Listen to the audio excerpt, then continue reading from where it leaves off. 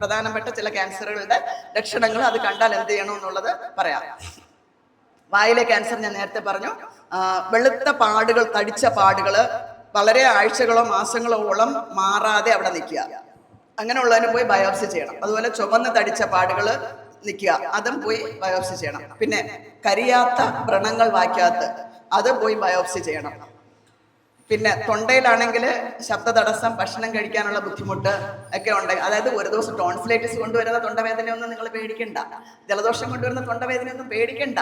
2-3 ആഴ്ച തുടർച്ചയായിട്ട് ഇങ്ങനെ നിൽക്കുന്നു, ഭക്ഷണം കഴിക്കാൻ പറ്റുന്നില്ല, ഭക്ഷണം ഇറക്കാനുള്ള ബുദ്ധിമുട്ട്, ഭക്ഷണം ഇറക്കുമ്പോൾ വേദന, ഇതൊക്കെ ചിലപ്പം അന്നനാളത്തിൻ്റെയോ ശ്വാസനാളത്തിൻ്റെ മുകൾ ഭാഗത്തിൻ്റെ ഉള്ള അസുഖങ്ങളായിരിക്കും. ക്യാൻസർ തന്നെ ആവണമെന്നില്ല. ഒരു ഡോക്ടറെ കണ്ട് ചെക്കപ്പ് ചെയ്താൽ സമാധാനമായില്ലേ? അപ്പോൾ പലരും ചെയ്യുന്ന എന്താണ്, ഇന്ന് കാണിക്കാം നാളെ കാണിക്കാം എന്നൊക്കെ നീട്ടി പോയി നമുക്ക് ട്രീറ്റ് ചെയ്യാൻ പറ്റാത്ത അവസ്ഥയിൽ ഡോക്ടറെ അടുത്തെത്തും.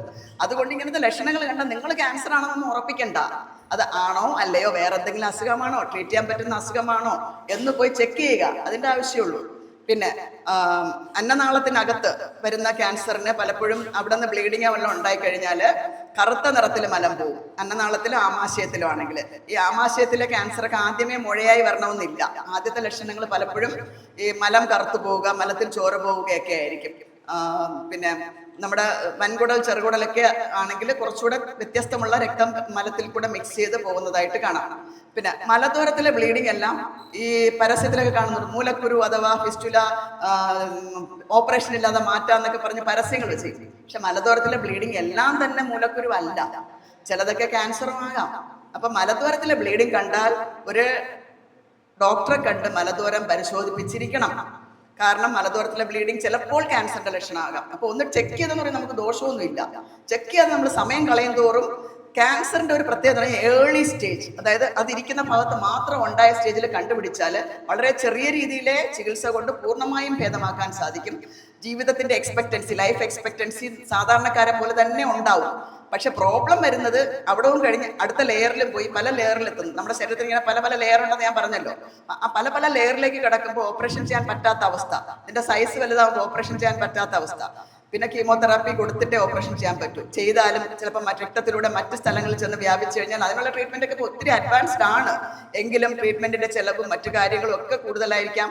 ലൈഫ് എക്സ്പെക്ടൻസി കുറഞ്ഞു വരാം. അപ്പൊ ഏർലി ഡയഗ്നോസിസ്, ഏറ്റവും എളുപ്പം കണ്ടുപിടിക്കുക എന്നുള്ളതാണ് ക്യാൻസറിന്റെ ഏറ്റവും വേണ്ടപ്പെട്ട കാര്യം. അപ്പം എന്തൊരു രോഗലക്ഷണം നമ്മൾ കണ്ടാലും നിങ്ങൾ പേടിക്കുകയല്ല, അല്ലെങ്കിൽ അയ്യോ പാവം പറഞ്ഞ, അല്ലെങ്കിൽ അയ്യോ ഇത് ക്യാൻസർ ആയിരിക്കും ആത്മഹത്യ ചെയ്യുക, ഇതൊക്കെയാണ് പലരും ചെയ്യുന്നത്. ഇതൊന്നും അല്ല വേണ്ട, എല്ലാത്തിനും ചികിത്സയുണ്ട്. വളരെ നേരത്തെ പോയി ഡോക്ടറെ കാണുക. ശരീരത്തിലെ മുഴകൾ വന്നാലും നേരത്തെ പോയി ഡോക്ടറെ കാണിച്ച് അത് എന്താണ് എന്ന് മനസ്സിലാക്കാനുള്ള ഒരു ബുദ്ധി അല്ലെങ്കിൽ വിവേകം വേണം. അതാണ് നമുക്ക് വേണ്ടത്. എന്ത് ഒരു അസുഖം തോന്നുന്നുവോ അത് കൊണ്ടുപോയി ചെക്കപ്പ് ചെയ്ത് അത് എന്ത് രോഗമാണ്, അതിന് ഉടൻ ചികിത്സ വേണ്ടതാണോ വേണ്ടാത്തതാണോ എന്നുള്ള ഒരു തീരുമാനം ഡോക്ടറെ കണ്ട് എടുക്കുക എന്നുള്ളതാണ് പ്രധാനം. അപ്പൊ മലദ്വാരത്തിൽ കൂടെയുള്ള ബ്ലീഡിങ് അല്ലെങ്കിൽ മലദ്വാരത്തിലൂടെ ചത വളർന്നു വരിക, ഇതൊക്കെ തന്നെ നമ്മൾ ചെക്കപ്പ് ചെയ്തിരിക്കണം, മലദ്വാരം പരിശോധിപ്പിച്ചിരിക്കണം. അപ്പൊ മലദ്വാരമാണ്, എങ്ങനെ പോയി കാണിക്കും? അതൊന്നും ചിന്തിക്കേണ്ട ആവശ്യമില്ല. അസുഖം വന്നാൽ പിന്നെ ഒന്നും നിവൃത്തിയില്ലല്ലോ. അസുഖം വന്നാൽ ഡോക്ടറെ കാണുക മാത്രമേ പരിഹാരമുള്ളൂ. കർത്താവിൽ ഏൽപ്പിക്കുക, ഡോക്ടറെ കാണുക, അത് മാത്രമേ നമുക്ക് പരിഹാരമുള്ളൂ. അപ്പൊ അത് ചെയ്യുക. പിന്നെ വാ മുതൽ മലദ്വാരം വരെ ഉള്ളത് പറഞ്ഞു. കരളിലെ ക്യാൻസർ ഞാൻ നേരത്തെ പറഞ്ഞു കഴിഞ്ഞു. കരളിലെ ക്യാൻസറൊക്കെ ചിലപ്പോൾ പെട്ടെന്ന് കണ്ടുപിടിച്ചൊന്നും വരില്ല. വിശപ്പില്ലായ്മ, പെട്ടെന്ന് വെയിറ്റ് കുറയുക, ഇതൊക്കെ തന്നെ പലതരം ഡയബറ്റീസിനും വരാം. അതോടൊപ്പം തന്നെ ചിലപ്പോൾ ക്യാൻസർ കാരണം പെട്ടെന്ന് നമ്മൾ ഡയബറ്റീസിനൊക്കെ ഉള്ളതിനേക്കാളും പെട്ടെന്ന് അങ്ങ് ചുരുങ്ങി ആൾ പോകും, വിശപ്പ് തീരെ ഇല്ലാതെ വരും. ഇങ്ങനെയൊക്കെ വരുമ്പോഴും ചെക്കപ്പ് ചെയ്യണം. എൻഡോസ്കോപ്പിയോ കൊളോണോസ്കോപ്പിയോ എന്താണെന്ന് വെച്ചാൽ പോയി ചെയ്ത് ടെസ്റ്റ് ചെയ്ത് നോക്കണം, ഡോക്ടറെ കാണണം. അപ്പോൾ വിശപ്പില്ലായ്മയും പാരക്കുറ, അപ്പോൾ പാരക്കുറയിൽ വിശപ്പില്ലായ്മയില്ല, അതുകൊണ്ട് ക്യാൻസർ അല്ല എന്ന് പറയാൻ പറ്റില്ല. ചില സ്ഥലത്തെ ക്യാൻസറുകൾക്ക് ഇതൊക്കെ വരുന്നത് വളരെ ലേറ്റ് ആണ്, പ്രത്യേകിച്ച് മാറിലെ ക്യാൻസറുകൾക്ക്, ഇതൊക്കെ തൈറോയിഡിലെ ക്യാൻസർ, ഇതൊക്കെ വളരെ പതുക്കെ മാത്രമേ ഇങ്ങനത്തെ അവസ്ഥയിൽ ചെന്നെത്തുള്ളൂ. അപ്പം മാറിലെ മുഴകൾ, മാറിലെ വേദനയ്ക്കാണ് പലരും ഓടിയെത്തുന്നത്. മാറിലെ ക്യാൻസർ വേദനയായിട്ട് ആദ്യമേ വരത്തില്ല. ഈ മുഴ ഇരുന്നിരുന്ന് അതിനടുത്തുള്ള നെർവിലൊക്കെ പറ്റി പിടിക്കുമ്പോൾ മാത്രമേ വേദനയാവുള്ളൂ. പക്ഷെ മുഴയാണ് പ്രധാനം.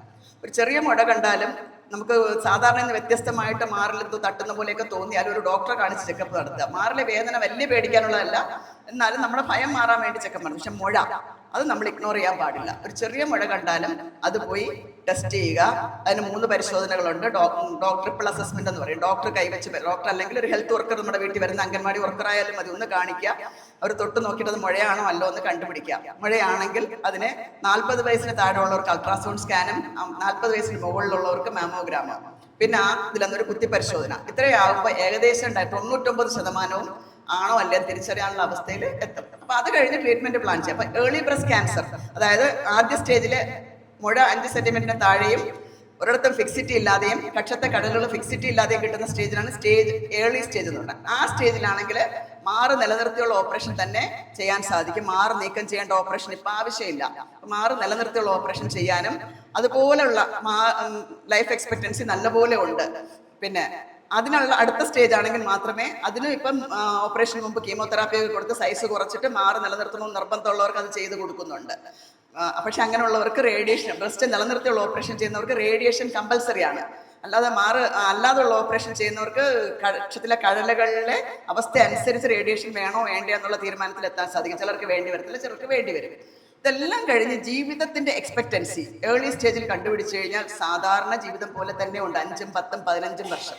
ഞാൻ എൻ്റെ ഒരു മെഡിക്കൽ സ്റ്റുഡൻറ്റ്, ഇന്നിപ്പോൾ ആ കുട്ടി post graduation medical student first MB ആയിരിക്കുമ്പോൾ അല്ല സെക്കൻഡ് MB എങ്ങാണ്ടായിരിക്കും, എൻ്റെ അമ്മ ബ്രസ്റ്റ് ക്യാൻസർ ആയി വന്നു. ഈ കുട്ടിക്ക് അമ്മയ്ക്കൊക്കെ ഭയങ്കര സങ്കടമായിരുന്നു. എൻ്റെ മോള് ഫൈനൽ ഇയർ ആകുന്നത് എനിക്ക് കാണാൻ പറ്റുമോ, എൻ്റെ മോളുടെ കല്യാണം കാണാൻ പറ്റുമോ, എൻ്റെ മോളുടെ അടുത്ത തലമുറയെ കാണാൻ പറ്റുമോ എന്നുള്ളൊരു ഭയങ്കര വളരെ വിദ്യാഭ്യാസമുള്ള ഞങ്ങളുടെ തന്നെ ഗോകുലം സ്കൂളിൻ്റെ വലിയൊരു പ്രിൻസിപ്പളൊക്കെ ആയിരുന്നു. പക്ഷേ അവരുടെ സർജറി കഴിഞ്ഞു. അത് കഴിഞ്ഞ് ഈ കുട്ടി MBBS കഴിഞ്ഞു, പോസ്റ്റ് ഗ്രാജുവേഷൻ കഴിഞ്ഞു, കല്യാണം കഴിഞ്ഞു, ചെറുമക്കളോ ഇപ്പോഴും ആ സ്ത്രീ ജീവിച്ചിരിപ്പുണ്ട്. അപ്പോൾ ഏർലി ഡയഗ്നോസിസ്, ഏർലി ട്രീറ്റ്മെൻ്റ് ആണ് എല്ലാ ക്യാൻസറുകൾക്കും ഏറ്റവും വലിയ പരിഹാരം. നമ്മൾ ഭയന്ന് മിണ്ടാതിരുന്നാൽ ഇതൊന്നും കണ്ടുപിടിക്കപ്പെടാതെ പോകും. വളരെ ലേറ്റായിട്ട് കണ്ടുപിടിക്കും, പിന്നെ ബുദ്ധിമുട്ടുകൾ കൂടും, ലൈഫ് എക്സ്പെക്ടൻസി കുറയും. പിന്നെ സ്ത്രീകളുടെ ഗർഭപാത്രത്തിലെ ക്യാൻസറിൻ്റെ ലക്ഷണങ്ങൾ എന്ന് പറയുന്നത് അഴുക്ക് പോവുക,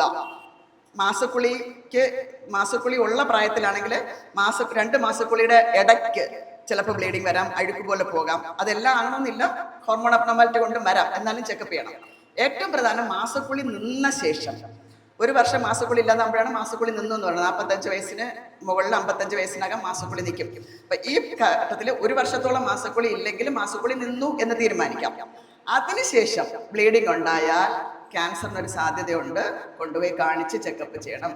ഗർഭപാത്രത്തിനകത്തോ ഗർഭപാത്ര ഗളത്തിലോ ഉള്ള ക്യാൻസർ ആകാം. അപ്പൊ രണ്ടായാലും ഈ ഗർഭപാത്രം ഒക്കെ എന്ന് പറയുന്നത് ഒരു ഓപ്പറേഷനിലൂടെ മാത്രം ട്രീറ്റ്മെന്റ് കൊണ്ട് തീരുന്നതാണ്. ഗർഭപാത്രത്തിൽ ഒതുങ്ങിയിരിക്കുന്ന ക്യാൻസർ ആകും.